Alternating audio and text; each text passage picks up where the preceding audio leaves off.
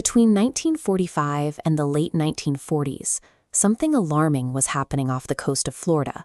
Anywhere from 50 to 100 aircraft completely vanished over a specific stretch of the Atlantic Ocean.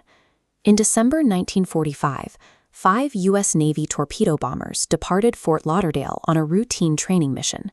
The man leading them, Lieutenant Charles Taylor, had over 2,500 hours of flight time. These were elite, combat-tested World War II veterans. Yet an hour and 45 minutes after takeoff, the flight tower received a panicked transmission. The pilots were disoriented, unable to see land. Shortly after, the radios went silent.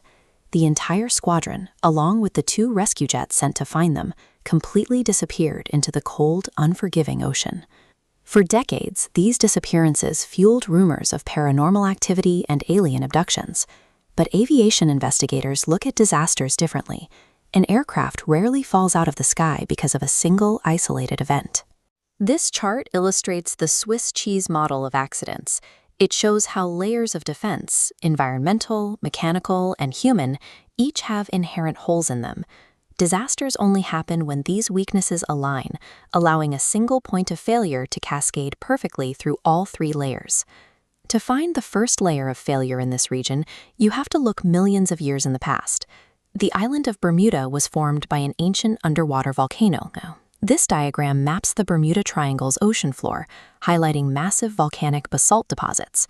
Embedded here is 500 billion tons of magnetite. For pilots like Lieutenant Taylor, this acts as an invisible trap, throwing off local magnetic fields and pulling compasses off course by 10 degrees.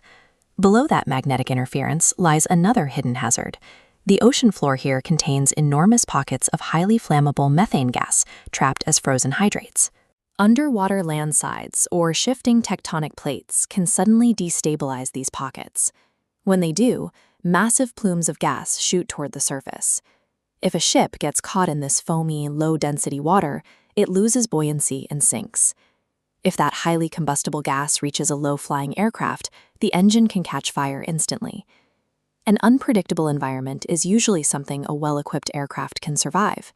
A disaster requires the next layer of the model, a mechanical compromise. Remember the 2 rescue jets sent after Flight 19? Witnesses reported seeing a mid-air explosion far out on the horizon. The aircraft model used for that search was documented for having a chronic fuel leak problem, turning a routine search into a ticking time bomb. The risk extended to the booming post-war passenger industry. In late 1948, a DC-3 passenger plane was turning around in Puerto Rico for a quick flight back to Miami, filled with everyday travelers. During a rushed turnaround, the plane's battery was weak. Instead of waiting hours, the pilot used the generator mid-flight. They took off with a weak battery, which quickly caused the primary radio transmitter to fail. Without reliable fuel lines or functioning radios, pilots operating in the 1940s were flying blind. Once those basic mechanical safeguards failed, they were totally exposed to the ocean's hostile elements. When the compass spins wildly and the radio goes dead, the final defense is the pilot's own judgment. In Flight 19, Lieutenant Taylor stubbornly believed he was over the Florida Keys, despite his junior pilots arguing they were in the correct flight pattern. Overriding his panicked crew, Taylor made the fateful decision to steer the formation northeast. He commanded them deeper into the open Atlantic until all 5 planes exhausted their fuel supplies and ditched into the sea. Even highly experienced commercial captains fell victim to their own miscalculations. A month after the DC-3 vanished, a massive passenger plane called the Star Tiger left Portugal for Bermuda, piloted by veteran Brian McMillan. Trying to avoid heavy, high-altitude headwinds, McMillan deliberately kept the Star Tiger at a dangerously low 2,000 feet. It is highly probable that in the dark of night, he simply lost track of his actual descent rate and flew a perfectly functioning airplane straight into the water. Once a plane goes down due to bad navigation or dead batteries, there is a final geographic reality that explains why we never find the wreckage. The region sits directly in the path of extreme Atlantic weather systems that form off the west coast of Africa. These powerful storms travel over thousands of miles of warm ocean, intensifying into massive hurricanes by the time they reach the West Indies. They tear through the region, grinding up fragile aluminum fuselages and sweeping debris into ocean currents, leaving absolutely no evidence behind.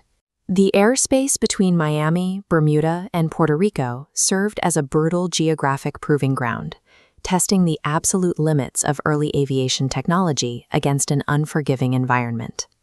The tragedies were the inevitable result of massive magnetic interference, vulnerable 1940s engine mechanics, and panicked human guesswork, colliding with severe ocean weather. Today, advanced GPS networks bypass localized magnetic anomalies entirely. Real-time satellite weather tracking allows pilots to steer clear of the atmospheric instability that doomed so many early flights. Ground crews follow incredibly strict maintenance protocols to ensure no commercial flight takes off with a dead radio battery or known structural fuel leak. Every disappeared plane in the mid-20th century forced the global aviation industry to study its own flaws. They learned that survival in the sky doesn't depend on luck, but on strict system redundancy and a very deep respect for the forces of nature.